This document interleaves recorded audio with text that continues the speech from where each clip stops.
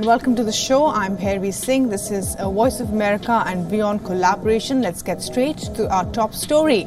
Well, the former U.S. President Donald Trump continues to defy expectations as he surges ahead of other Republican contenders for the presidential nomination despite multiple indictments against him and with words of support from some of his own rivals as he was indicted again Tuesday over his attempts to overturn the 2020 elections. Voice of America's Anita Powell looks at the unprecedented path of the former president.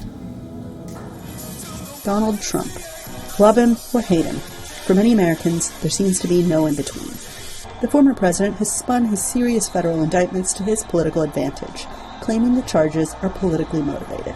These are ridiculous indictments, and all they're doing is hoping for massive election interference. That's all they want to do. They want to damage the leading candidate. With every new indictment, he gets a boost in the polls, giving him a double-digit lead in the Republican race for the nomination. And surprisingly, Trump's many presidential challengers, including his closest challenger, Florida Governor Ron DeSantis, say they agree with him, as do some prominent Republicans in Congress. Where they go after anybody who's running against the president, it seems as though. And if you go up in the polls, you're more likely to get indicted. Others direct their ire at special counsel Jack Smith, who led the investigation that produced Tuesday's indictment over Trump's attempts to hold on to power after losing the 2020 election. And what Jack Smith is doing is the weaponized government. And he's weaponizing the Department of Justice against President Trump in a complete lie about President Trump and January 6th. This support, says University of Texas history professor Jeremy Suri, may be in the candidate's self-interest. He spoke to VOA from Austin via Zoom. The support that Trump is receiving from other Republican candidates and from other Republican office holders comes from the fact that the Republican primary system is a messed up system. It's a system that gives a small group of Republicans who turn out in these primaries. Sometimes they're in caucuses, sometimes they're in voting primaries. They turn out and they don't represent the party, but they do provide the key votes in the primaries that determine who will be the nominee of the party. The White House has repeatedly said it has no role in Trump's legal woes. While this situation may not be Biden's fault, this is a problem. Suri says the president needs to do three things. 1, protect people's access to the vote. 2, make sure the justice system can do its work. And 3rd, he says, Biden should be educating the public. He has just over a year to do that before America votes. Anita Powell, VOA News, Washington. And well, joining us now to talk more about Trump's legal saga and its impact on the election is VOA's Jessica Stone. Jessica, you're live with us from the White House. Tell us, how does this indictment differ from the ones that came before this? Yeah, this is the third indictment, and this is really the one that pertains to Trump's time in office, around decisions and beliefs that he held while in office. It's also the first time that he's been charged in relation to his efforts to overturn the 2020 presidential election.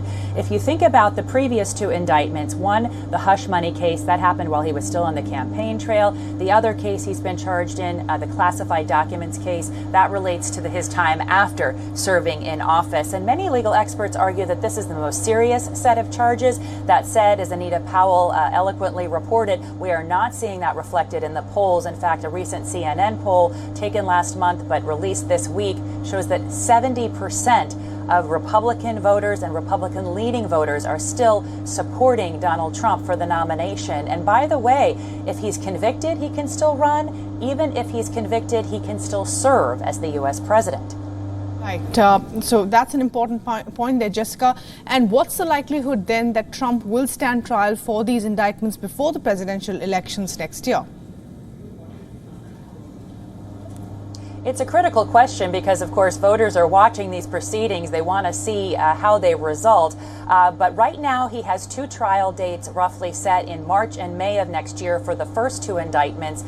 Those would have to be probably moved in order to expedite this case. Jack Smith does want a speedy trial, and one of the prosecutors in one of the other indictments says he is willing to move the court case there. At the same time, the Trump team wants to slow down the process. They say they need more time to review all the documents, all of the evidence, and they're also going to be asking for a change of venue. They think Washington, D.C. has too many Democratic voters who did not vote for Trump for president. They want to see this case move to West Virginia, where they believe he will get a more free trial. One more note here, he still has one other pending investigation, and that is in the state of Georgia, where he's alleged to have tried to change the votes there. We are expecting sometime later this month to hear indictments on those charges. We'll see if that changes any public sentiment, but as we just saw from Anita's report, it's not going in that direction.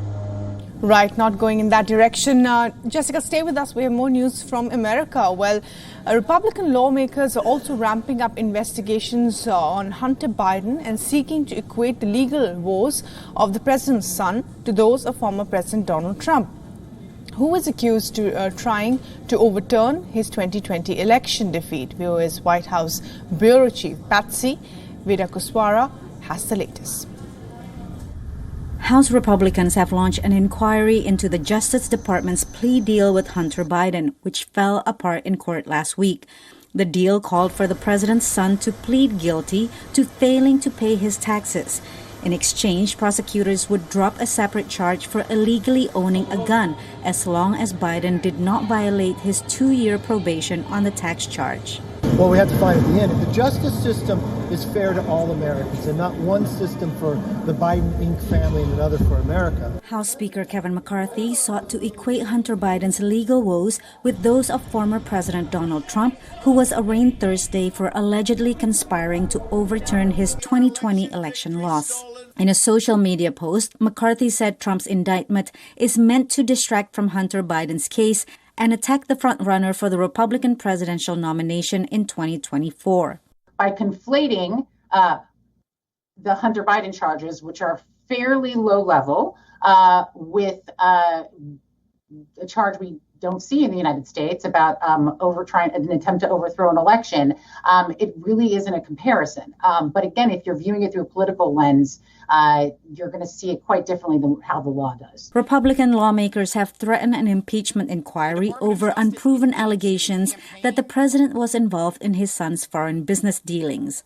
Biden joked about it recently as he touted lower inflation. Maybe they'll decide to impeach me because it's coming down. I don't know. I love that one. Hunter Biden's former business partner told Congress earlier this week that Hunter tried to sell the illusion of access by having his father speak to his foreign business partners on several occasions over a decade, but said that Biden was never party to any of his son's business deals. Patsy Widakuswara, VOA News, Washington. And well, VOA's Jessica Stone is still with us. And Jessica, the House Oversight Committee released 141 pages of transcribed testimonies on Thursday from a business associate of Hunter Biden. What more did we learn about whether President Joe Biden was involved in his son's business dealings? Well, and I must apologize for the noise you're hearing behind me. They're paving the driveway here at the White House. But in terms of answering your question, that business associate is a man by the name of Devin Archer. He was in business with Hunter Biden, and according to transcripts provided after his Monday closed-door testimony, he says that Hunter repeatedly put his father on the phone at least some 20 times while he was in front of those business associates, basically selling, quote, the Biden brand. And yet at the same time, he said he was not directly aware of any, quote, wrongdoing on the part of then Vice President Joe Biden. He also said he really had no basis to know if Joe Biden altered policies to benefit his son. Archer told the committee that Hunter repeatedly used the Biden brand, though, to protect the Ukrainian energy company Burisma, which, of course, is a company that was paying consultant fees to both Hunter and to Devin Archer. It's where Hunter held a board seat. At one point, Archer claimed that he believes Burisma would have gone out of business without the Biden brand, but again, he provided no proof to the committee of that claim. Mm-hmm. And Jessica, with all these allegations flying against Hunter Biden, what's the end game really for House Republicans with these investigations into Hunter Biden? Well, I think first we have to say that we're going to see an uptick in investigations on both sides going into the presidential election. That's fairly common. We're seeing them obviously in the House and the Senate against, or at least in the House, against Democratic candidates and against Joe Biden and his family. We're seeing them in the criminal courts against Donald Trump. Republicans here are trying to get to an impeachment inquiry, as Patsy mentioned. They think that if they can tie Joe Biden to business dealings and to evidence that evidence that his family benefited from relationships through Hunter Biden with businesses that were paying Hunter Biden, they can basically raise enough evidence to have an impeachment inquiry. They're also, in the meantime, just trying to control the court of public opinion, trying to give independents and anyone who's on the fence a reason not to vote for Joe Biden. This is one of the decisions going forward through this August period. We're in recess on Capitol Hill. Kevin McCarthy, the House Speaker, is going to have to make a decision as to whether or not this recent House Oversight Committee hearing gives him enough reason to believe that there should be a House impeachment inquiry. Keep in mind, there are evidence of payments. Records show Burisma paid Devon Archer's company $3.4 million for the consulting that occurred. And Hunter, of course, is in court facing these tax fraud charges, essentially because he did not report income from Burisma while sitting on the board.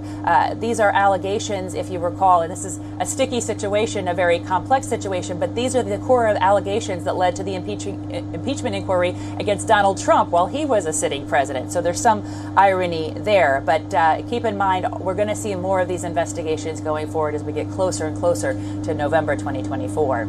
Absolutely, and ramping up the rhetoric from both sides indeed. Jessica Stone, thanks very much indeed for joining us with the very latest.